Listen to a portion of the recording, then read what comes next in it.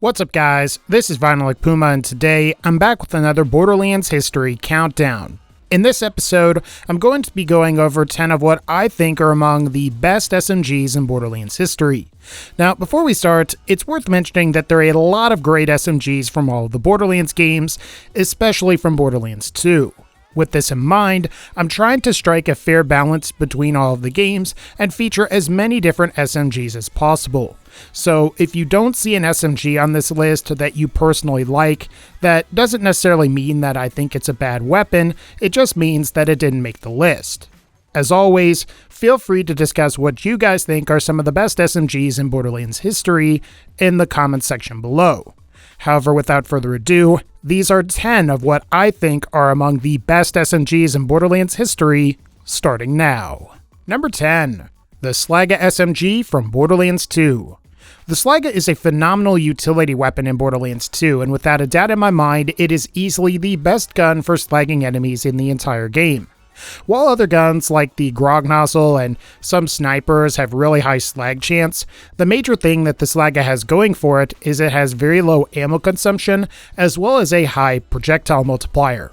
When you add in the fact that this thing can have an incredibly high magazine size and fairly decent fire rate, I'd be pretty stunned if you weren't able to slag most mob-type enemies in the game. What's also pretty great about this weapon is that it isn't as level dependent as other weapons. Granted, low-level versions of the Slagga will deal crap damage to enemies, however, the slag portion will still work great. And given the importance of slag in Ultimate Vault Hunter mode, the Slagga is a weapon that you can obtain relatively early and then have it still be viable far into your third playthrough. Otherwise, there's not really a whole lot else to the Slagga. It slags enemies really easily and is perfect for Ultimate Vault Hunter mode. So if you want one, I'd say your best bet is to get one to drop from Jimbo and Tector Hodunk, provided that you side with the Zaffords during the Hodunk vs Zaffords clan war questline. Number 9. The Fridgia SMG from Borderlands the Pre-Sequel. While the pre-sequel mostly borrows SMGs from Borderlands 2, perhaps the best new addition to the SMG category is the Fridgia. Much like the Slagga from Borderlands 2, the pre-sequel's Fridgia SMG functions in a fairly similar way, in the sense that it is a very effective weapon for freezing enemies. However, instead of having a ×3 projectile multiplier and being a bandit weapon, the Fridgia has a ×2 multiplier with higher freeze chance and is a dull weapon. As to whether the Slagga is better than the Fridgia or vice versa, my pick would be the Fridgia. Not only is Cryo simply more powerful than Slag is because of its potential to freeze enemies in place, but I also think the Fridgia is a weapon that's simply far easier to acquire than the Slagga is. After all, the Fridgia is a quest reward weapon in the pre-sequel, while Borderlands 2's Slagga requires a lot of farming. After all, you've got to choose one side during the Hodunks vs Zaffords clan war questline, and if you choose wrong, you've got to reset your playthrough in order to be able to farm the Slagga. Much like the Slagga though, there's really not a whole lot else to this particular weapon. If you want one, you can acquire it by completing the Imperfect Hibernation side quest that's located in the Veins of Helios. Number 8. The Double Anarchy SMG from Borderlands 1. Originally, I had considered including the Bone Shredder or the pre-sequel's Meat Grinder here, but at the end of the day, it didn't feel right to not include the Double Anarchy on this list. For those of you that aren't in the know, the Double Anarchy is a generic SMG in Borderlands 1 that would never come in any elements and could only be manufactured by Dull, Tediore, or Torque. Typically, Double Anarchies have impressive ×4 projectile multipliers and high magazine size at the expense of decreased base damage, as well as increased projectile spread and ammo consumption.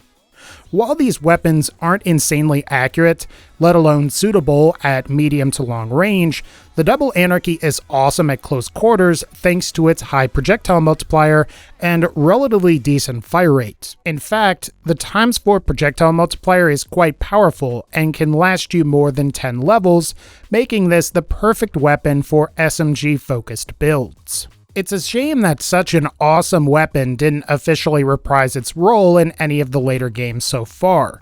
My guess would be that Gearbox thought it was too powerful, and I think that's a shame because one of the weapons that I think many in the community would like to see return in Borderlands 3 is the double Anarchy. And until that happens, we're stuck with the Borderlands 1 variants. And if you want one, it can be obtained from any suitable loot source. Number 7. The Tsunami SMG from Borderlands 1. While not quite as powerful as the Nemesis/Invader hybrid pistol, the Tsunami SMG is a very powerful shock and corrosive elemental weapon. However, instead of firing purely elemental shots, the Tsunami fires mostly regular non-elemental projectiles while occasionally firing elemental projectiles diagonally. Projectiles that move diagonally between the top left and bottom right are shock, while projectiles that move diagonally from the top right to the bottom left are corrosive. So in a certain sense, I suppose you could say that the Tsunami is actually a tri-elemental SMG between non-elemental, shock, and corrosive. However, I usually think of it as more of a dual elemental weapon since it's made by Maliwan. Regardless of what we want to say it is though, there is no doubt that the Tsunami is amazing. While it's somewhat unpredictable to get both the shock and corrosive effect to proc, when it does, the ability is very powerful and most enemies, this will decimate their shields while also leaving them weak to further damage thanks to the corrosive effect. Ultimately, the Tsunami is a phenomenal Maliwan SMG, and it's a shame that it didn't return in Borderlands 2 or the pre-sequel. After all, it would have been nice to see either a Shock Slag or Shock Cryo variant, as both of those could have potentially been quite powerful and fun to use. If you want one and you've got Borderlands 1, be sure to farm some badass Desperados, badass Engineers, badass Infantry, Chromarax, as well as the Crimson Lance chests for a chance to get one. Number 6. The Babymaker from Borderlands 2 and the IVF from Borderlands the pre-sequel. The Babymaker and IVF are pretty awesome weapons from both of their respective games. This is because both are capable of monstrous damage outputs while also being far more ammo efficient than other TDR weapons. In particular, compared to TDR plasma casters, you're going to be getting slightly higher reload damage provided all of the child grenades hits at significantly lower ammo cost. Now for the most part, you're probably going to be using the Babymaker on Axton in Borderlands 2 as he can boost the reload damage through grenade and elemental damage bonuses. In the pre-sequel, you're probably going to be using an explosive variant of the IVF on Claptrap, as he has a number of skills that can boost explosive damage rather than grenade or elemental bonuses. Both weapons work fairly well on some other characters from both games, but ultimately I think you'll find that the Babymaker tends to work best on Axton, while the IVF tends to work best on Claptrap. As for acquisition, the Babymaker requires you to kill Madame von Bartlesby in Tundra Express during or after completing the You Are Cordially Invited Party Prep side quest. As for the IVF, your best bet is to obtain it from either the Bosun during or after the Intelligences of the Artificial Persuasion mission that's located in Pity's Fall. Number 5. The Hellfire SMG from Borderlands 1, Borderlands 2, and the pre-sequel. So, the Hellfire has been a staple of the Borderlands franchise since the original game released almost 10 years ago. Typically, the Hellfire is known for having fairly decent projectile DPS, while having a superb damage over time effect, which constitutes a significant portion of the weapon's overall DPS. While Borderlands 2's and the pre-sequel's Hellfire variants are quite capable in the hands of the right characters with the right build, I think Borderlands 1's Hellfire is the strongest the weapon has ever been, as every single shot has the potential to light enemies on fire. When you consider that this particular effect can stack from multiple procs going on at the same time, it's fairly safe to say that there are very few enemies from Borderlands 1 that can stand up to the Hellfire's raw power. What I think is more extraordinary about the Borderlands 1 variant is that it's not a particularly uncommon weapon. Much like the Volcano, these things seem to drop relatively frequently, and even on versions with lower quality weapon parts, I think you'll find that this weapon is truly formidable. If you want the Borderlands 1 or the pre-sequel variant, you can acquire them from any suitable loot source. For Borderlands 2, your best bet is to farm an enemy named Scorch during or after completing the cult-following False Idol side quest mission that's located in Frostburn Canyon. Number 4. The Bitch from Borderlands 1 and Borderlands 2, and the Fatale from Borderlands the pre-sequel. So the bitch has existed in all of the Borderlands games so far in various forms. While it was unfortunately renamed to the Fatale and only came in a cryo element in the pre-sequel, the bitch SMG exists in its more original states in both Borderlands 1 and Borderlands 2, where it can come in all elements. What makes the bitch so special is its amazingly high accuracy under sustained fire. This allows the player to fire pinpoint shots at fairly high range, while also maintaining a pretty high fire rate for impressive DPS. And for some of the later variants of the bitch, like the Borderlands 2 variants or the pre-sequel's Fatale, these weapons feature enhanced critical hit bonus, making them extremely lethal to most of the enemies that you can encounter. My only real complaint is that the weapon was renamed for the pre-sequel, and if it does return in future games, hopefully it returns under its original name. But if you want a bitch in Borderlands 1, the bitch SMG is obtained from any suitable loot source. In Borderlands 2, the bitch can be obtained as a rare drop from the bunker during or after the Where Angels Fear to Tread mission. And if you want a Fatale in the pre-sequel, you can obtain one by farming Drongo Bones during or after the Rough Love side quest. Number 3. The Tattler SMG from Borderlands 2. So it's pretty well established that the vast majority of the Seraph weapons from the Captain Scarlet DLC are pretty terrible. However, there are a few weapons like the Seraphim Assault Rifle, and for our purposes, the Tattler SMG, where both of these weapons are actually quite good. In fact, in the case of the Tattler, it's quite possibly one of the best SMGs in Borderlands 2. What the Tattler has going for it is that it has a ×3 projectile multiplier with fairly high base damage. However, unlike many of the other Captain Scarlet weapons, which suffer from high base damage with slow projectiles and low accuracy, I think you'll find that the Tattler's projectile multiplier more than makes up for that decreased accuracy. The other thing the Tattler has going for it is that it's fairly consistent in terms of stats and accessories. While some stats like base damage and magazine size can vary based on what weapon parts spawn on the Tattler's fire rate is always fixed and it will always spawn with a blade accessory. What's nice about these attributes is that it's a lot easier to farm multiple Tattlers and have them all be fairly consistent performance-wise, while other weapons like the Sandhawk or the Babymaker are a lot better or worse depending on the weapon parts and accessories that can appear on the weapon. But if you would like the Tattler, your best bet is to defeat Hyperius the Invincible on Ultimate Vault Hunter mode, and he should drop this weapon.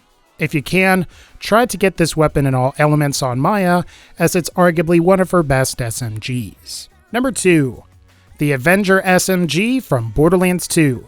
So, the Avenger from Borderlands 2 is sort of confusing, since it's sort of a continuation of the Avenger combat rifle from the first Borderlands that was also made by TDR.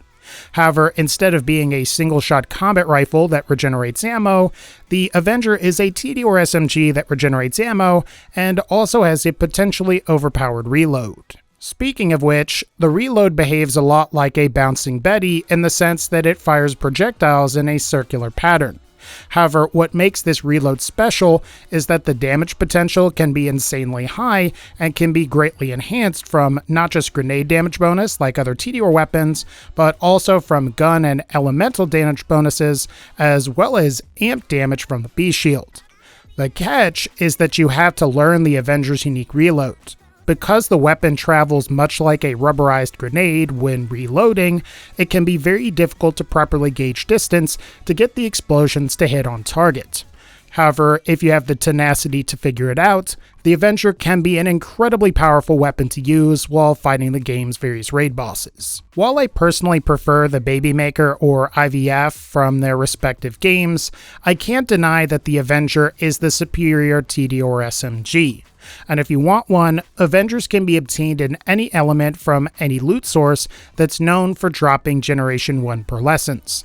So this means you should try Legendary Loot Midgets or Oh My God What the Heck if you want to get this gun. And finally, number 1, the Sandhawk SMG from Borderlands 2.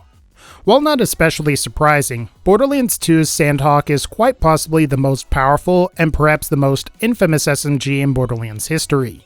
It's easily recognizable as its projectiles fire in the shape of a bird flapping its wings, and provided it's paired with the bee shield, the Sandhawk is easily a top-tier weapon on every single character in the game. This is mostly because, like several other unique or legendary weapons, the Sandhawk fires unlisted projectiles, and given that there are 8 projectiles in total, at least 7 of them are unlisted.